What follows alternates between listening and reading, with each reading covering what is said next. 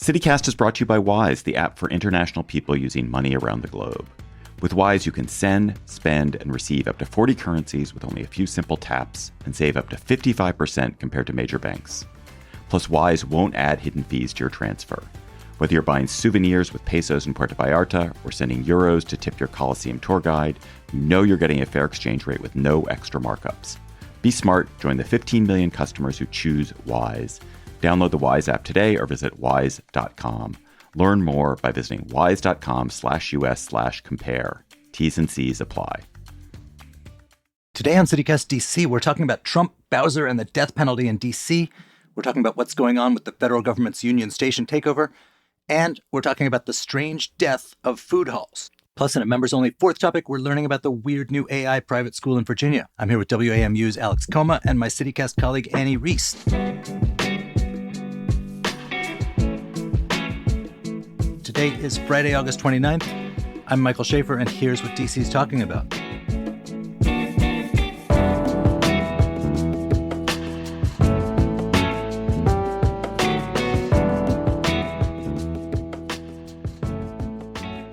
Hey, Annie. Hey. Hey, Alex. Good morning. Thank you guys for spending your last Friday of the summer with me. Nowhere else we'd rather be. Oh, I'm so glad to hear that. So, as with everything in the last month or so, the biggest news, the biggest conversation around deals with the Trump law enforcement surge / takeover / series of libelous statements about the District of Columbia.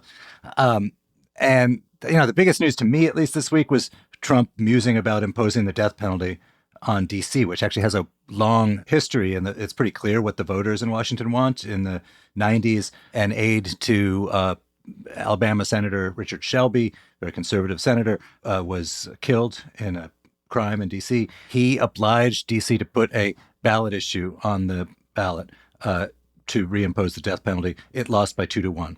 And later, just to show this was not just an idea from the national right, there was Marion Barry sought to add death penalty for the killing of a public safety officer. And that lost too, pretty resoundingly in the council. So it's pretty clear city residents don't want a death penalty. Homicide went way, way, way down between the 90s and the 2010s without a death penalty. What do we make of this? Yeah, this is Trump, doing his thing. First it was cashless bail, right? We were talking about earlier this week. And it just seems like he's perpetually fighting these, 90s like culture war battles that most everybody else is like kind of moved on from. But because his brain seems permanently lodged somewhere between 1985 and 1992, like we're doomed to just argue about this forever. And, you are absolutely right, Mike, to point out, the history of this getting rejected by DC voters. And, something else that I would highlight is that say, he tries to do this, right? There's not going to be a law per se, but say he tells new U.S. attorney and former Fox News host Jeanine Pirro, you've got to pursue the death penalty in all these high profile cases. Certainly she would seem eager to do that. She's already talking about doing that in the Capitol Jewish Museum murders. And so she goes after the death penalty in all these cases. She can do that. There's nothing stopping her per se for these, federal cases. But even then it takes a jury to ultimately agree to it. And that's kind of where you run into the really big hurdles, right? Because even in, prominent killings that we've, seen, DC juries they don't agree to it. I mean, it makes sense. As you say, they're rejecting all these ballot initiatives about it. So, he can say whatever he wants. They can try this if they want and try and make it a big issue. But as you say, if it wasn't going to pass at the height of the crack epidemic in the 90s, if it wasn't going to, gain more popularity then when people were more freaked out about crime, why would it now? Yeah. And also, both Virginia and Maryland have abolished the death penalty. So there's just this odd notion that DC would be this sort of small place that's doing it, surrounded by death penalty has been going out for a long time now. Voters don't tend to like it. Juries don't want to do it. And so they don't get, chosen for jury selection. And this is yet another also example of we don't know how exactly Trump could implement this. There was a good story, I thought, in the Post by Paul Schwartzman about sort of Trump's lifelong ambition actually was to be a big city mayor. And you could see the stuff he's doing with DC. This is a lot of mayor level stuff, right? Where a lot of very successful mayors have gotten obsessed with like things like beautification of their city and so on. It's not necessarily presidential level stuff. But I think he's also, like a lot of people of his generation, from the sort of penumbra of New York, formatively shaped by the sense of the fall of New York in the 60s and 70s. And as Alex noted, like sort of forever reaching for the solutions that people reached for in the 80s to this, that, whose efficacy has now been tested and in some cases found wanting. So throw in the death penalty, maximal prosecution, particularly the idea that teens or, young men are going to respond to consequences, are going to like weigh out the consequences. Like, well, I might get 30 years instead of 20 years for this carjacking. I just don't think their brains work that way. But, the other thing that's been interesting this week that's really, become quite clear to Alex's point is that juries in D.C. and I guess beyond, but in D.C. are recoiling at some of this stuff. A grand jury wouldn't indict the sandwich thrower, for instance. There's other cases where judges have said this is ridiculous. And I think we're going to see more of that because, the other phenomenon of the last few of this year, but accelerated recently, is the exodus from the U.S. Attorney's Office of quality attorneys. This under the weird rules of D.C., the U.S. Attorney prosecutes street crime. And that the U.S. Attorney's Office for Washington has historically gotten amazing, amazing, amazing lawyers. But they're leaving. So they're going to have to replace them. Maybe the replacements won't be as good.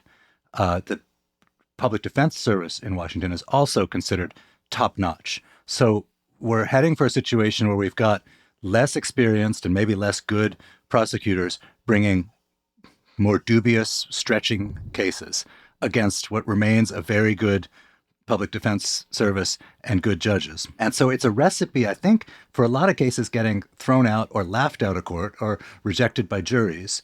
And in some cases, because they're stretching for these maximal charges, I suspect it's going to lead to like people who kind of shouldn't be out on the streets being out on the streets because of the incompetence. We've been talking about this in the newsroom recently, especially after a judge made a comment that a recent gun seizure was the result of the most illegal search I've ever seen, in their words. So yes, I think you are absolutely right.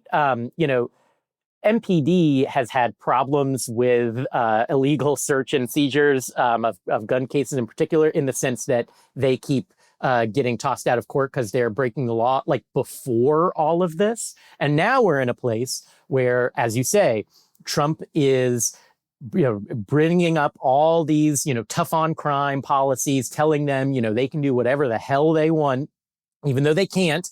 That is the message that is being projected from the guy who is essentially in charge of MPD at this moment, and exerting all this pressure on the U.S. Attorney's Office in the form of both Trump himself making these statements from the White House, Pirro, who, she has more experience as a prosecutor than the last guy that Trump picked to do this job, Ed Martin. But, many of her ideas are just still, just like Trump, stuck in the 90s, very retrograde. And so, you can imagine a world in which, she's saying, oh, I'm going to charge everything, maximally. That's kind of been her directive as well, charging everything federally, because the U.S. attorney can charge whether to charge things locally or federally. Federal sentences tend to be tougher. So she's, I'm going to be so tough. I'm going to, charge everything to the hilt. But then you run into, as you say, grand juries who won't indict, as they haven't for these cases we've seen of assaulting law enforcement officers,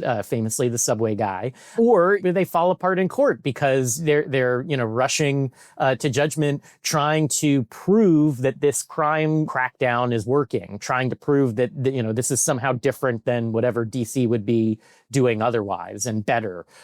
So it doesn't exactly lead to the best outcomes. I mean, we're seeing that already. I think there's real reasons to wonder, are these extra arrests they're making for additional violent crimes? It really doesn't seem like it. It seems like it's a lot of traffic stops. It seems like it's a lot of immigration actions. So, they're rushing to, put up numbers on the scoreboard, but if if you don't actually make the city safer, then what's the point? Well, Alex, I got to ask, because you have covered City Hall.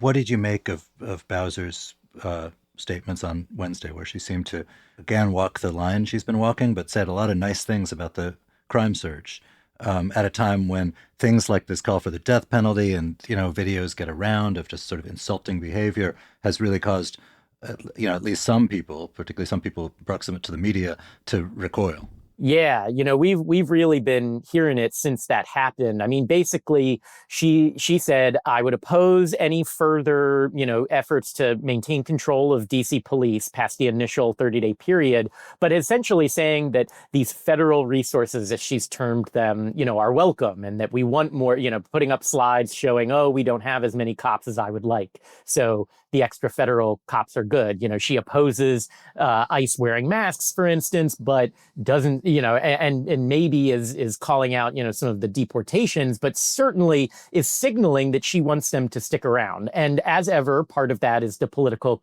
calculus, in that she knows that, the White House is listening and is kind of talking to them as much as anyone else. But what's unique about these comments is that it really seems to have crossed a line with a lot of people, including council members, who have thus far been resistant to criticize her because they want to present a united front, and they understand the difficult position the city's in. But going this extra step of saying these federal resources are welcome, when everybody who works in DC, public safety knows it's not like the feds aren't here normally. Like, they are here and they are coordinating with DC police all the time. I think we have, if you examine all the federal agencies on top of our local police department, some of the most police per capita in the world. So there are feds here. We don't necessarily need this quote unquote surge from the president in order to, actually have extra federal resources. And the difference is, these feds that are here now are the ones who are, tackling moped drivers or, harassing undocumented immigrants at traffic stops. These are not the kind of resources that are, say, doing the things the city needs, like, the feds trying to stop the flow of guns from Virginia into DC, or assisting with testing for our still, kind of lagging forensic lab. Well, they're also landscaping in National Park Service land, which the Park Service should have been doing all this while. I mean, that's the sort of like swapping an expensive camouflage-wearing uniformed soldier for a probably less expensive National Park Service landscaper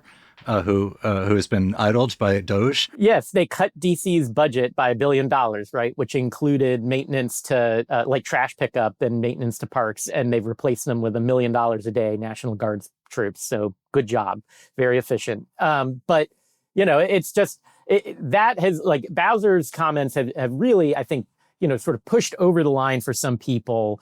You saw, I think there have so far been 4 or 5 council members who have called her out publicly, none more prominent than the guy who's almost certainly going to run against her, and Robert White, who's, basically saying, like, we want to see you say plainly to all our constituents who are freaked out, this is a bad idea. Like, we know you've got to, we know Trump is listening, but you at some level have got to clarify, because I think this is the most important point.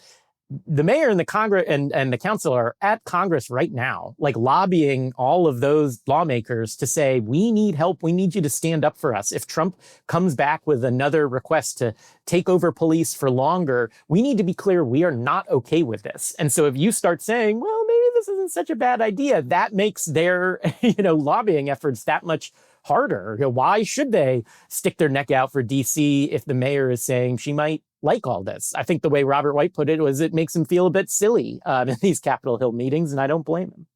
Yeah, now this is the first time that I've really detected a lot of pushback against, Bowser, was, as we've talked about before, has been determined to play nice. And this is the first time that seems to have engendered a lot of pushback, possibly well-deserved.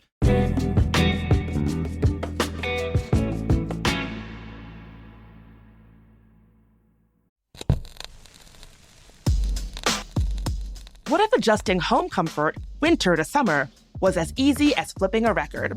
It can be when you plug into an energy-efficient electric heat pump. Side one, warm it up. Ready for side two? Cool it now. Just flip the switch. Your wallet will thank you, the planet too. And right now, get up to $5,000 off from the DC Sustainable Energy Utility, or DCSEU, when you give up gas for an efficient electric heat pump. Income-qualified residents upgrade at no cost. These record rebates won't last. Make the switch today. Visit dcseu.com/electric. Hey, remember that amazing little cafe you discovered last summer with the perfect latte and the crazy view? Or that sweet hiking spot your friend told you about but you can't remember the name? With Overlook Maps, special places never get lost again. You can create personal lists of places you've been and want to go. Build your must-visit list for your next vacation, your foodie favorites for date nights, or your weekend getaways when you need to escape. Share your favorite hidden gems with friends and family. Let them discover that incredible barbecue joint you found, or that scenic outlook that takes your breath away. Or keep your secret spots completely private.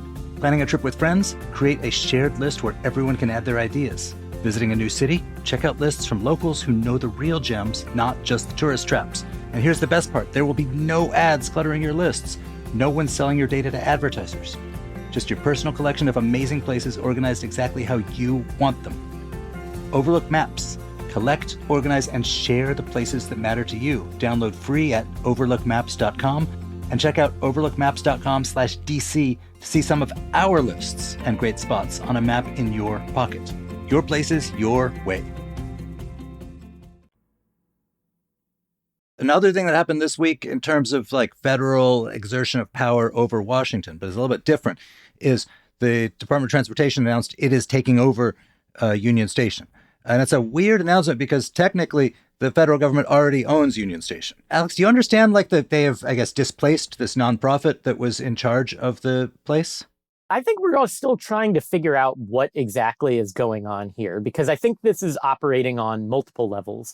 The one is, as you say, the sort of the technical one. So most people don't know Union Station is not, just a federal property or whatever. It is owned by this nonprofit, the Union Station Redevelopment Corporation, where the idea is that, the station is this extremely valuable piece of land. It could be redeveloped so that it has both many additional tracks, nicer shops, bigger platforms, as well as a substantial development over the back of the rail yard, which would become thousands of apartments, major buildings. This is one of the biggest projects in DC history.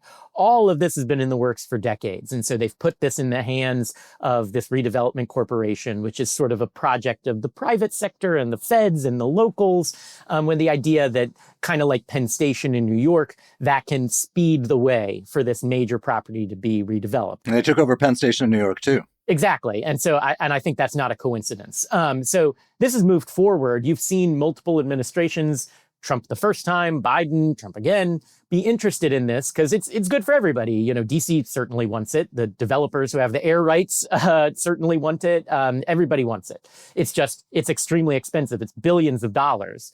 And the question is, how much of this is actually going to help that? Actually going to facilitate that move, and how much is bluster because Trump saw some homeless camps there a couple years ago and has permanently stuck that in his brain as insisting, Union Station's dirty and needs to be quote unquote cleaned up. That we're still figuring. Yeah, absolutely. And this is another thing that Mayor Bowser talked about in her press conference on Wednesday.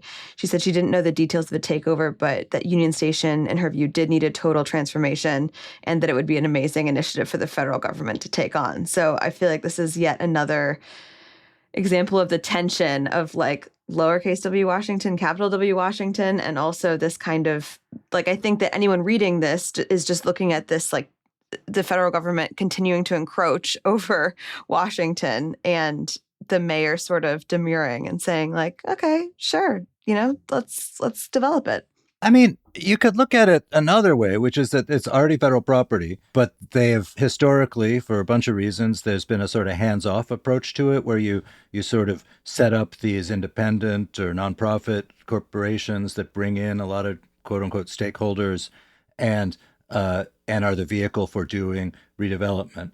And now somebody owns it, right? And they've attached their own prestige to it. There doesn't seem to be a lot of daylight between what your Trumpist wants from that space and what your average non-Trumpist Washingtonian wants from that space. I think people would like to have be able to go catch a train in a pleasant space with stuff going on and easy to get around, et cetera, et cetera. And because of, I mean, I think this is true in any train station anywhere, because of the sort of weird, knotted up ownership situations and literally the logistics of getting stuff on top of tracks and renting and so on. These are devilishly complicated things. And, if it was the Biden transportation department or something, I think a lot of people would think like, great, now they're going to own it. Amtrak Joe is back. Right. And that's good. With the Trump White House, and particularly with the other stuff they're doing in Washington, there is, as you noted, the sense of like encroachment and like you give them an inch, they'll take a mile, and the next thing you know, they'll be, I don't know, demanding citizenship checks before you get on every Metro bus. It is weird how achingly slow any change at Union Station has been. Yeah.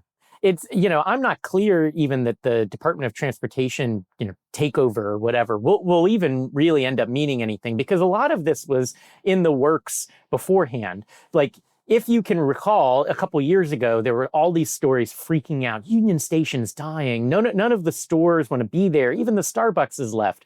Well, this was in part due to the fact that the retail space was controlled, as you say, confusingly enough. It's this weird, the retail space at Union Station was not controlled by Amtrak or by the feds. It was by a private company, and that company was struggling. They lost a bunch of tenants. Amtrak won this lengthy legal battle, and now they control the retail space, and they're filling it back up. There's a Uniqlo there now, there's a bunch of new I was just there. There's a bunch of like new shops and restaurants, probably, if you haven't been there recently, that would surprise you.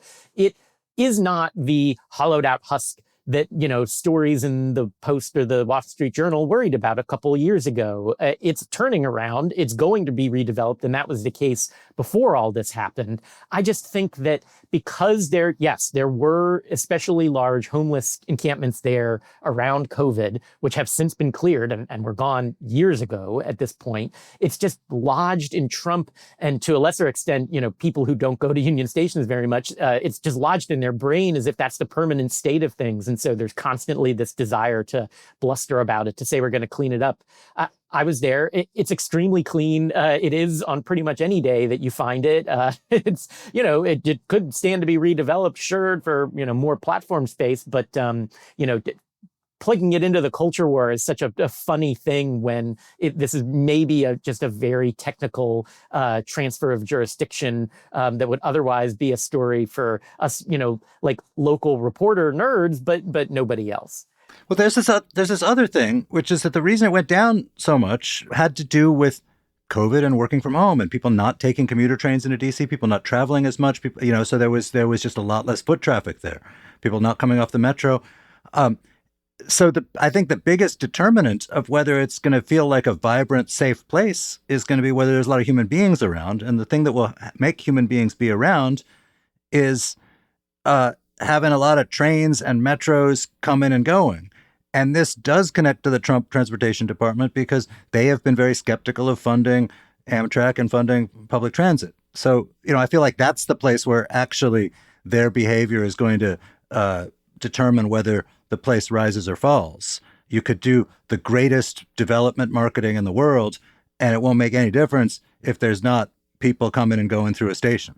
Yeah, what's pretty funny, Eleanor Holmes Norton has taken a lot of heat recently, but she did get kind of a good gotcha on Sean Duffy, the transportation secretary. And I will note, former reality star, since there are many of reality TV stars, since there are many of those in the administration. She asked him not that long ago, what are your plans for the redevelopment of Union Station? And he stammered like he had never heard of the project before, maybe because he hadn't. And so it's funny to see him a few weeks later being like, oh, we're taking it over and we're making it great again and all that, as if that never happened. I mean, it just shows you like how, as you say, fleeting this administration's focus on anything, transportation, rail related is,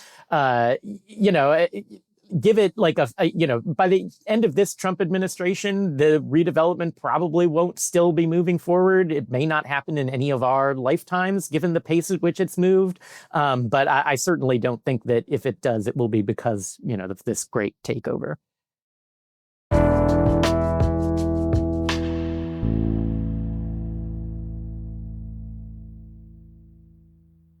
Hey, when someone else's negligence changes your life forever, figuring out what to do next can feel overwhelming. You need lawyers who won't back down. The NACE Law Group has been winning serious injury and wrongful death cases in D.C. for decades. They don't just settle, they fight for real justice, and they're not afraid to take cases to court to get it. You might remember them as Paulson and Nace. It's the same trusted lawyers, just a new name. If you need someone in your corner, reach out to NACE Law Group for a free, no-obligation consultation. Visit WashingtonDCInjuryLawyers.com or call 202-463-1999. That's 202-463-1999. So one of the things with the initial, the Union Station sat derelict for many years, and when they first redeveloped it, like in the 90s, there was this food court they put in on the ground floor, and it was like a typical mall food court, like Sbarro and stuff. Last few years, we've had a thing where food courts have kind of gone upscale around town, and they've called them food halls, where they actually have like chef-y kinds of restaurants and pop-ups and so on. And it seemed to be the wave of the future, or at least a vogue of the moment, until now, maybe, because one of our colleagues noted this week that a couple of them have closed after a very short time open. One in Chevy Chase, the Heights, one in Fairfax. What are we to make of this? Was this like always sort of a voguish reinvention of something that people didn't like that much in the first place, meaning food courts, or what? I think they're still more open than not, but it is kind of interesting because all of these are, to your point, more upscale. And I feel like a lot of people kind of that I know complain sometimes about like, well, I want just like some more affordable options. And when you get a food hall that has a lot of options, it feels great, but then everything is really expensive. And it's like, okay, so this is just like a collection of expensive restaurants that we can have. Minus the singular service that you expect when you are going to drop a bunch of your paycheck at a fancy restaurant. Right. Plus just QR codes, right. Which is my least favorite way to order. So, I think it's interesting that I do think that there's some areas where that can't really sustain them. And I think that if a food hall is going to work, it probably has to really be like a nucleus for, I want to come and eat all of these exciting food options. Or it needs to be an incredible co-working space. I think otherwise it seems like they're pretty expensive to maintain and maybe don't draw people as much. Or you're in the neighborhood anyway, because it's like a place where people congregate. So Fairfax, even Friendship Heights, which, it has like a lot of, not as much as before, but it has sort of a shopping mall-ish kind of area. And it's not like Union Market or something where it's like you're going to go and spend your day, and then, maybe one of you wants to have like chef-y tacos and another one of you wants something else. So it doesn't seem like a kind of like suburban shopping area vibe. And maybe it just expanded the wrong place. Yeah, I think it's just perpetually like caught in the middle ground, right? It's like the prices are more expensive, more high end, but without the service, as you say. The vibe is like, no matter how, like there's some places that really do like a decent job of the ambiance, like I mentioned the Love Makoto like food hall in DC, that are, but as hard as you work, you do still fundamentally feel like you're in the food court at Union Station a little bit, no matter how nice you make it. It makes you feel like you're a kid back in the cafeteria, waiting for your food to come out in the big open air space. So yeah, there are some that do it better than others, but yes, I do wonder how much this trend will last. I would also call out the new venture capital backed, I believe they're called the Wonder food halls that are popping up. Their whole thing is like, it's, food from chefs, all around the country. And like, but when, the Post and other people have reviewed it, they're just finding that it's these like frozen bags of food that, are coming out very haphazardly. But don't worry, they're planning to open like a dozen around the DMV over the next like year or two, which I'm sure will almost certainly all close just as rapidly as some of the ones we've been discussing. Well, maybe Transportation Secretary Sean Duffy can arrange for there to be a food hall in Union Station, in the federally redeveloped Union Station. It's perhaps not a food court; it's a food hall down there. It could be a place with like tallow fried French fries. Where's Steak and maybe Shake? A Cracker Barrel with the original logo and so on. Get your bone marrow before you catch the Estella to because there's a lot of overlap there. A ton, yeah. All right, well, today paid subscribers get a bonus 4th roundup chat. We're going to be talking about this AI private school that's going to open in Virginia and has been obsessing CityCast staff. If you want to be sure you always get the full episode, become a member. Head to membership.citycast.fm and sign up. It's only $10 a month, and members get ad-free listening, exclusive member events, and an extra events newsletter every week. Again, that's membership.citycast.fm. And that is all for today here on CityCast DC. Our production team this week was Priyanka Tilve, Annie Reese, Julia Karen, Ash Durbin, and Laura Tsutsui. Newsletter editor Kayla Cote-Stemmerman wrote our fabulous newsletter, Hey DC, this week. And our hosts are Bridget Todd and me, Michael Schaefer from Politico. Music is by Alex Roldan, with additional music from 8 Main, Tambor, Rue Walker, and Alphabet from Triple Scoop Music via Getty Images. If you enjoyed the show, why not tell everyone at the food court about it? I mean the food hall, sorry. We'll be back Tuesday morning with more news from around the city. Bye.